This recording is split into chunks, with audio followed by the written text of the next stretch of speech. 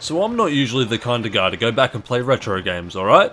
SNES and Mega Drive games still absolutely slap, but when you start getting to anything older than that, I'm usually not super down for it. Back in February of this year, Capcom released a full remake of the original ball-bustingly hard game, Ghosts and Goblins, but it only came out on the Switch at the time, so I decided to pass on it.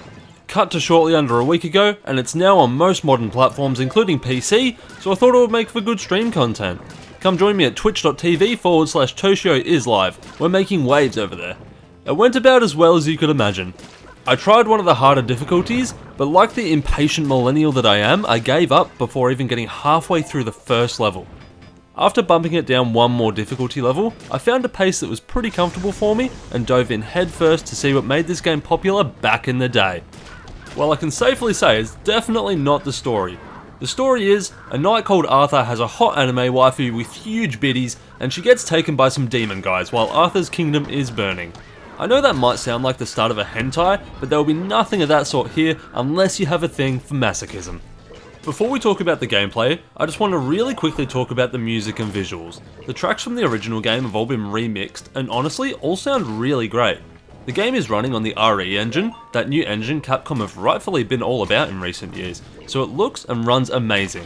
The levels honestly look really goddamn great, and all the animations are super smooth. Every level has such a unique aesthetic to it, and I feel like even though this is clearly a smaller project than most games, the art team really pulled out all the stops on the environments. Alright, finally to talk about what you'll actually be playing the game for, the gameplay. So this game is basically a 2D side-scrolling hybrid between a beat-em-up and a platformer. You go through level by level, killing enemies and avoiding traps and hazards, hitting checkpoints, and eventually killing a boss before moving on to the next level.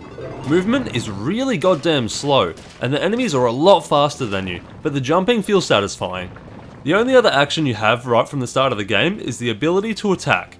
You start with Arthur's signature lance that he throws in basic 4 directions. It's slow and does decent damage, but not the most versatile. Killing enemies and breaking pots will cause random drops to happen, and this is how you get the other weapons in the game, of which you can only hold one at a time. I thought that majority of the weapons were pretty useful, with the knife being the best, but there were a small amount of weapons I really hated and would never use. Another aspect of the combat is that as you progress, you'll get abilities such as an AoE attack or turning into a boulder for a few seconds. These can be useful in a pinch, but you have to hold the attack button to use them, and to be honest, the game is way too fast and reactionary, so I never actually used them even once. The enemies are really what makes the gameplay as fun as it is. Every level has its own slew of unique enemy types, and a good majority of them feel really unique, meaning that every level is going to feel super fresh.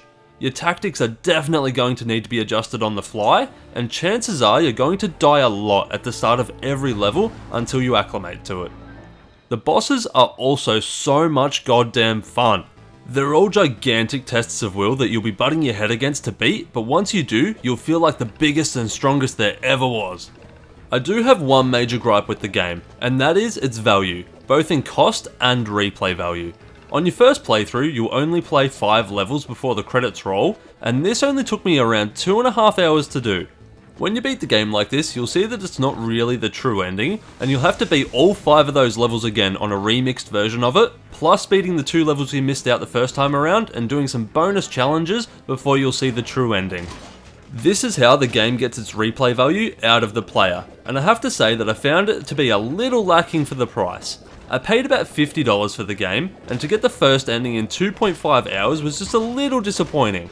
There are extra difficulty modes as well, and they change up how many hits you can take before you die, with the hardest one playing like the original game where 2 hits and you're dead.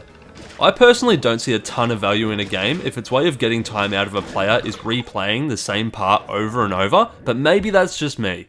I'll keep chipping away at the game on stream to try and get that true ending, but still, I feel like it's not going to have been worth paying full price for.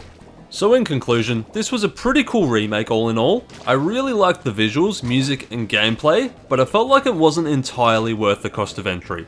If you're the kind of gamer that loves a challenge or really likes replaying games and levels, then this might really be something up your alley. But I just wish there was a little more unique content rather than my time being spent repeating the same content over and over. I like the fact that the game has multiple difficulty modes to help you find just the right level for everyone. I think that was a really clever idea. I will say that yes, I'm glad I've had hands-on with the Ghosts and Goblins experience now, and I can see myself replaying it in future. Today, I'll be giving Ghosts and Goblins Resurrection a true score of 7.5 out of 10. Thanks for checking out this review. If you ever have any free time, come check me out on Twitch and join in chat, or just throw a sub on YouTube here to see what you might be missing out on. That's about it from me, guys. Catch ya.